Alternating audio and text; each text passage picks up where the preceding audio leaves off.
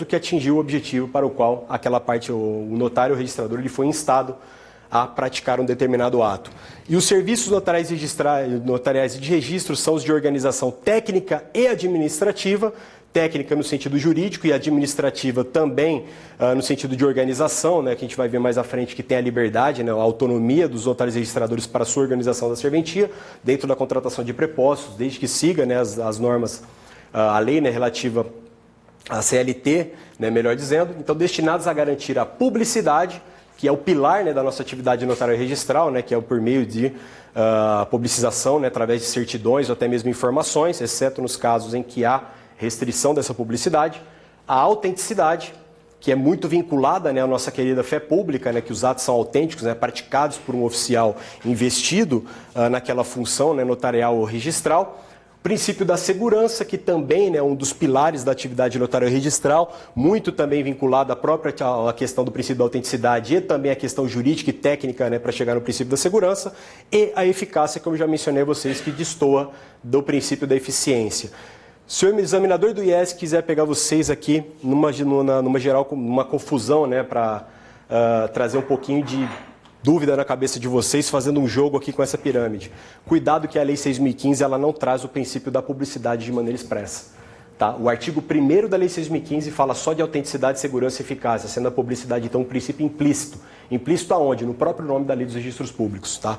Então, cuidado que o artigo 1º da Lei 8.935 ele não é o retrato fiel do que está lá no artigo 1º da Lei 6.015. É uma das diferenças também e, eventualmente, o examinador ele pode trazer essa confusão para vocês. Artigo 3º, de suma importância também, que o notário ou tabelião e oficial de registro ou registrador, então lembrando que essas expressões são sinônimas, são profissionais do direito, dotados de fé pública a quem é delegado o exercício da atividade notarial e de registro. Tá aí, cuidado que essa fé pública aqui, na verdade, ela traz uma presunção relativa de veracidade. Tá? Então nós não trabalhamos com o sistema da presunção absoluta aqui da fé pública no direito brasileiro. Tá? E lembrando que a gente tem, né, um sistema híbrido, né, registral que ele trata tanto do sistema francês como também o sistema alemão, e a nossa atividade notarial ela é basicamente de notariado latino, tá? Que vem oriundo lá da Itália, da Escola de Bolonha. A fé pública, nessa conjuntura individualizada na figura do notário, é uma das mais amplas já conhecidas, pois ao detentor dessa atribuição cabe-lhe a expressão da verdade, ou melhor, vige a crença popular de ser correto, autêntico em tudo aquilo que dita e escreve, salvo incontestável prova em contrário, já que a sociedade não pode ser traída em nenhuma hipótese. Isso aqui vem, né, desse artigo sobre a fé pública do Afonso Celso Furtado de Rezende, tá? Quando ele menciona que ele traz um conceito do que é a fé pública. Dando sequência ao artigo 4º, né, menciona que os serviços notariais e de registro serão prestados de modo eficiente e adequado, em dias e horários estabelecidos pelo juízo competente, que é esse aqui que a gente trabalhou, o juiz administrativo, ou ainda a própria corregedoria regulamentando de maneira geral dentro do estado todo. Atendidas as peculiaridades locais, em local de fácil acesso ao público que ofereça segurança para o arquivamento de livros e também de documentos. E o parágrafo 1º, que o serviço de registro civil das pessoas naturais será prestado também nos sábados, domingos e feriados pelo sistema de plantão. Isso aqui vocês vão trabalhar mais com a professora Márcia Fidelis, né, quando ela tratar com vocês lá o RCPN, para explicar para vocês o que é o sistema de plantão. Tá? Então não vou invadir a parte da aula dela aqui, mas guardem, tá, essa frase aqui do artigo 1º do parágrafo 4º, porque costuma cair também. E o atendimento ao público será no mínimo de 6 horas diárias. Isso aqui já vi cair mais de 4 vezes em prova de primeira fase do IESES, tá? De atendimento mínimo sendo de 6 horas diárias, tá? Então, que está previsto lá na própria Lei 8.935. E, basicamente, o que vocês devem tirar daqui? Que esses horários são estabelecidos pelo juízo competente, tá? Então, muitas vezes o IES já colocou também questões de primeira fase, falando que a prestação, né, em dias e horários estabelecidos por livre atribuição, ou seja, por livre estipulação do próprio titular da serventia, do notário do registrador, quando, na verdade, quem traz é o juízo competente. E esse horário será, no mínimo, de 6 horas diárias de atendimento. Artigo 5º da Lei 8.935, que diz que os titulares de serviços notariais e registrais são os tabeliães de notas, tabeliães e oficiais de registro de contratos marítimos, então são 2 aqui de maneira conjugada, tabeliães de protestos de títulos e outros documentos de dívida, agora na nomenclatura da própria Lei 9492, oficiais de registro de imóveis, oficiais de títulos e documentos e civis de pessoas jurídicas e oficiais de civil das pessoas naturais e de interdições e tutelas, como eu mencionei para vocês, né, alteração do nome, destoando do que está lá na Lei 6.015, e também os oficiais de registro de distribuição.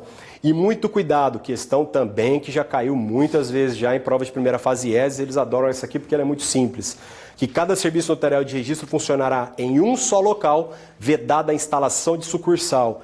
E cuidado porque o IES já perguntou também se unidade interligada lá do RCPN, se ela se enquadra na categoria de sucursal ou não, tá? E cuidado, porque o próprio provimento do CNJ que regulamentou a questão da unidade interligada fala expressamente que não se trata de sucursal.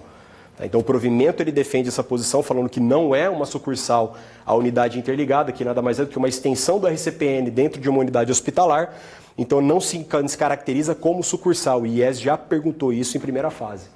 Tá, falando justamente essa questão relativa da sucursal, se a unidade interligada se enquadrava na categoria de sucursal.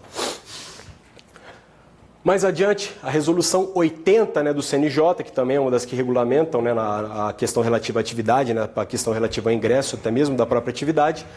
O artigo 3º diz que fica preservada a situação, né, dos atuais responsáveis pelas unidades declaradas vagas, isso lembrando que a época, né, da resolução 80 do CNJ, lá em 2009, vagas dessa resolução que permanecerão respondendo pelas unidades de serviços vagos, precária e interinamente. Tá? Então, o mais importante você trazer acerca da interinidade é isso aqui.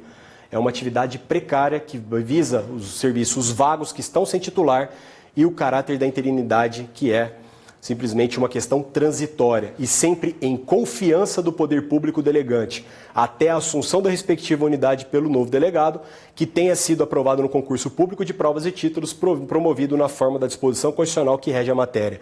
E muito cuidado, tá? A interinidade, isso já caiu também em primeira fase, de maneira já reiterada, se os interinos se sujeitam às questões disciplinares, tá? E muito cuidado. A quebra da confiança com o poder público simplesmente é uma questão motivada do poder público, tá? Não depende da instauração de um procedimento para, igual a gente acontece lá na Lei 8935, para eventual perda da delegação.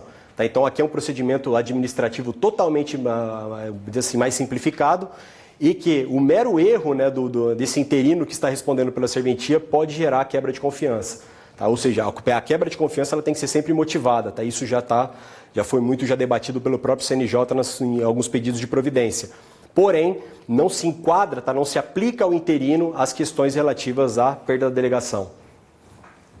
E o parágrafo 4º, também desse artigo 3º, que diz que aos responsáveis pelo serviço que tenham sido designados interinamente, na forma do artigo, é defeso contratar novos prepostos, aumentar salários dos prepostos já existentes na unidade ou contratar novas locações de bens, móveis ou imóveis de equipamentos ou de serviço que possam onerar a renda da unidade vaga de modo continuado, sem a prévia autorização do respectivo tribunal a que estiver afeta a unidade de serviço.